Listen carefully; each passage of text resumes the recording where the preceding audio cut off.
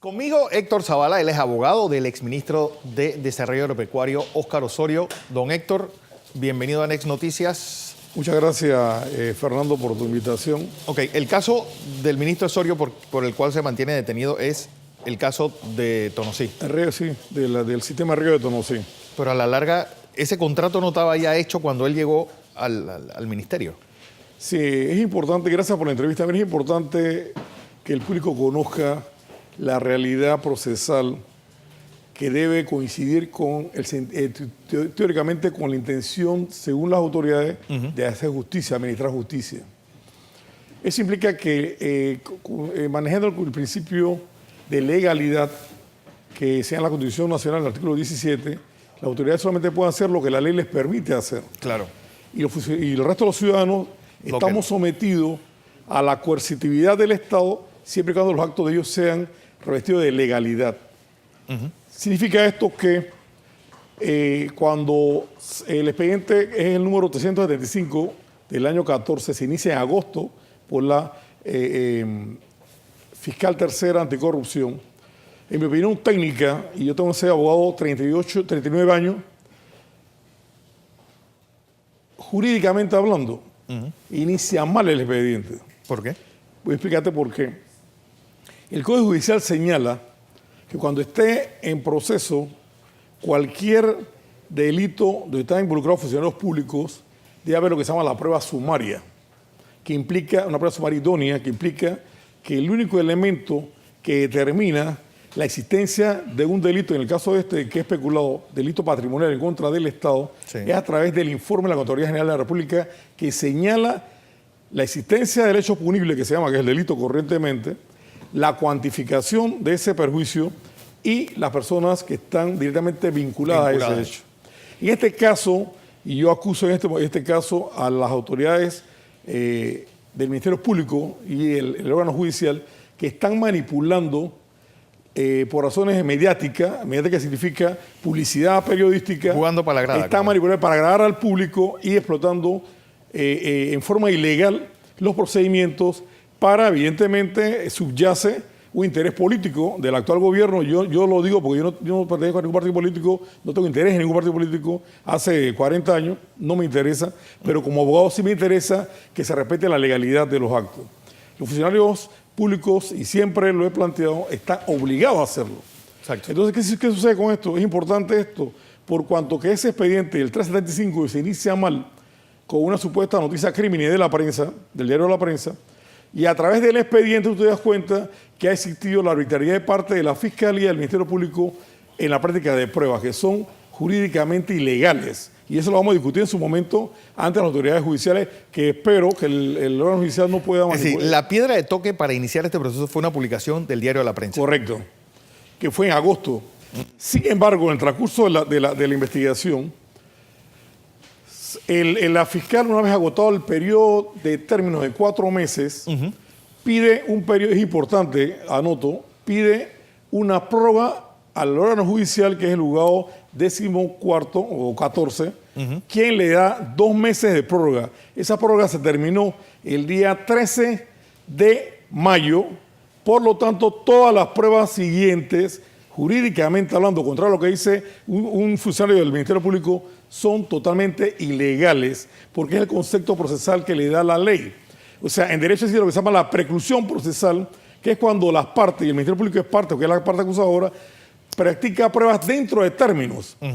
En derecho no puedes practicar las pruebas ni antes ni fuera de término, porque son inadmisibles, o sea, son como no existentes jurídicamente hablando. Entonces, desgraciadamente, por el abuso del sistema, en este caso el sistema inquisitivo, que Panamá es el único país tipo Macondo, donde hay 3 sistemas trabajando paralelamente, el sistema penal, acusatorio, el inquisitivo y el mixto, donde hacen un injerto de las diferentes instituciones jurídicas de acuerdo con la calidad de las partes y el interés del gobierno. O sea, claro, tienen un solo cóctel aquí. Pero jurídicamente Panamá es el único país que tiene ese tipo de desorden. Pero siguiendo el orden, y llego a mi cliente, mi cliente se le ordena la declaración indagatoria el día 13 de mayo, precisamente el día en que termina el periodo para que se hubiera emitido la vista fiscal pidiéndole al tribunal. A juicio, ¿o no? No, es que era más solamente una prórroga. Ya tiene simplemente que mandarle expediente diciendo, ok, esto es lo que tengo, estos son los sindicados, usted sigue al resto. Ilegalmente, y insisto, ilegalmente, se ha practicado una serie de pruebas que son las que ustedes ven en los periódicos constantemente, del 13 de mayo a esta parte, donde incluso se ordena la detención de mi representado, el exministro Óscar Osorio. Hago la anotación siguiente. El ministro Óscar Osorio, si tú lees la resolución por lo cual se ordena la indagatoria, es procesado o se le imputan los cargos por el delito de peculado culposo, que significa, hago la diferencia para el público, el peculado doloso es aquel donde existe la intención manifiesta de parte del funcionario público de enriquecerse con los fondos públicos, él o un tercero, él o a través de un tercero, pero él tiene interés en enriquecerse. En este caso, mi representado, Óscar Osorio, no se ha probado el expediente que tiene 43 tomos, no recibe un solo centavo de este contrato. O sea, sus fondos, sus ingresos, su pecunio, exactamente el que tenía hoy que el que tenía antes de entrar a ese ministerio. Y como me dice, la hora que está pagando abogado hasta ha disminuido porque es una pérdida. Exacto. Bien. Además, el desprestigio que se ha ganado gratis. La única acusación que usted ve en las diligencias judiciales que le imputa la señora fiscal es que él firmó el contrato y que no tomó, según ella, las providencias del caso para los desembolsos. Y voy a esto. Miren, ese contrato, distinguido periodista y distinguido público que me escucha, fue negociado, estructurado y legalizado por el anterior ministro, que era un ministro panameñista, era parte del espacio político del Partido Panameñista cuando era aliado con el CD del 9 al 12. Mi cliente entra en el 2012, cuando se rompe la alianza y votan a los ministros, era el señor Emilio Kieswetter. Emilio Kieswetter fue ministro, pero de Martín Torrijos. No, del señor del periodo de Varela. Él entra en ese periodo. Entonces, sucede que el ministro de Planificación Política y Económica era el señor Alberto Vallarino. De tal manera que en ese periodo es que se hace la contratación, se hacen las reservas presupuestarias en los presupuestos respectivos para hacer los desembolsos. Y mi cliente, cuando ya entra al puesto, ya jurídicamente hablando, después que manda a revisar el expediente y los contratos, no había ninguna objeción de nadie en esos contratos, procede a la firma del contrato porque eso es lo que correspondía. Y lo único que hizo fue darle vigilancia al cumplimiento de ese contrato y las fases de ese contrato. Ese contrato tiene tres modalidades. La primera era el estudio, la segunda era la planificación o era la estructuración de los planos. Quedé con la duda. Y el primer ministro del gobierno Martinelli fue el ministro Pérez. Emilio Kieswetter fue ministro de Martín Torrijos. Bueno, entonces, entonces hago la corrección. Entonces, el ministro, si es de acuerdo con lo que tú planteas, el ministro entonces, anterior al señor, a mi cliente, Óscar Osorio, fue el ministro que planificó, preparó los pliegos, negoció el contrato y eso se hizo a través del gabinete y se hizo a través de el Ministerio de Planificación y Política Económica, que lo dirigía, eso sí, es un hecho público y notorio, el señor Alberto Vallarino. Entonces, esa contratación nace de ese periodo histórico, sí, donde son el partido panameñista el que maneja esa área económica que es la que estamos ahora mismo supuestamente investigando. Si eso es así, entonces quienes deberían estar sentados en este momento, que la Fiscalía se niega a llevarlos al expediente, serían esos dos personajes. El ministro me dice Pérez anterior y le pido disculpas si no es el señor le pido disculpas porque la información que tengo periodística era que era él, porque en el expediente no mencionan a ningún otro, al ministro del cargo en ese momento.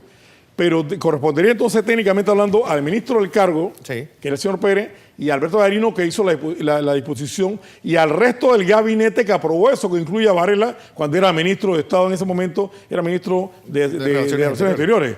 O sea, si tú me estás hablando a mí que tú estás buscando la verdad, que es lo que supuestamente busca un investigador, que es la verdad material para darle una conformación jurídica, entonces tú tienes que llamar aquí, por lo menos a declarar a todos los exministros que aprobaron ese proyecto, a los que participaron en la licitación pública y sobre todo a quienes destinaron los fondos. En este caso sería Alberto Vallarino y el ministro Pérez, que le correspondería como ministro de MIDA. ¿Usted va a pedir la declaración de todo el cuerpo de gabinete? Tengo un problema técnico y se lo anuncio de ahora. Como quiera que yo afirmé y jurídicamente es así, que todas las pruebas que se dan extemporáneamente son ilegales, yo me voy a limitar ahora a discutir la legalidad de las pruebas, porque lo que quiere, no, a mí me llaman ahora para todas las diligencias, pero no voy a acudir a ninguna, porque sería legalizar los actos ilegales, que es lo que ellos quieren. Como esto es un problema de procedimiento, yo no voy a solicitar nada, sino en el plenario. Cuando mi cliente vaya al plenario, mi cliente ya demostró en su declaración indagatoria que es inocente porque demostró que él solamente cumplió con sus deberes. Claro. La detención que dictó la fiscal es totalmente ilegal, porque el delito de peculado culposo no admite detención preventiva. La pena es de 3 a 6 años. El artículo 237 del Código actual de procedimiento, proceso penal panameño, plantea que los delitos menores de 4 años no admiten detención preventiva. Por lo tanto, esa detención preventiva es ilegal. Se hizo deliberadamente para cumplir y satisfacer las publicaciones y las declaraciones que hace el mismo presidente previo a las detenciones de lo que va a pasar. Porque este país se ha perdido, además del principio de legalidad, se perdió el principio de reserva del sumario de parte de las autoridades. Ustedes, los medios, conocen primero que los abogados lo que va a pasar en un expediente. Los medios no, el diario La Prensa y TVN, que son los que sacan. Bueno, lo que sí te puedo decir con seguridad es que existe una deslealtad procesal, que es otra sanción administrativa judicial de parte de los funcionarios públicos, en este caso del Ministerio Público, quien retarda las pruebas y no se las da a las partes, en este caso a los abogados defensores, y te sorprende, primero, como tú planteas, en los medios que ya conocemos, y después cuando vas al expediente, que tú lo revisas, esas pruebas no existen, aparecen posteriormente cuando ya ejecutan una serie de decisiones judiciales. O sea, estamos viviendo un terrorismo judicial porque subyace el interés político en el fondo. Pero mi cliente ha sido víctima de esa lucha política que se está dando. ¿Puede haber una medida cautelar para el exministro Osorio en estos días? ¿Usted la va a solicitar? Bueno, yo ya presenté algunos recursos, voy a presentar nuevos recursos. Yo lo único que le pido a las autoridades judiciales y al Ministerio Público es que cumplan la ley. Yo no quiero favores, yo no pido favores. Yo tengo ese abogado tantos años y nunca me había pedido favores en estado involucrado en ningún tipo de bochinche. Yo soy un hombre estrictamente procesalista y legalista. Si se cumple la ley, mi cliente primero no debería estar preso. No debería estar preso. Segundo, no debería estar tampoco en el expediente. Entonces, lo que yo quiero jurídicamente hablando es que, de acuerdo con mis recursos, sean tratados en derecho, evaluados en derecho y me fallen en derecho. Si me fallan en derecho, mi cliente debe estar libre la próxima semana.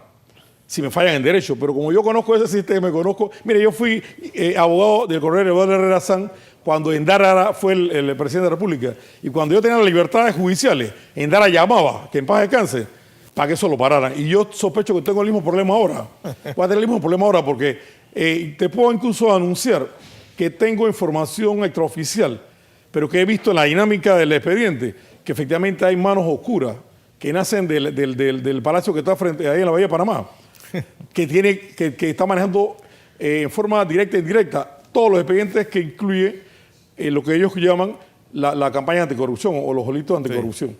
Todos están siendo manipulados desde áreas fuera del marco jurídico del Ministerio Público.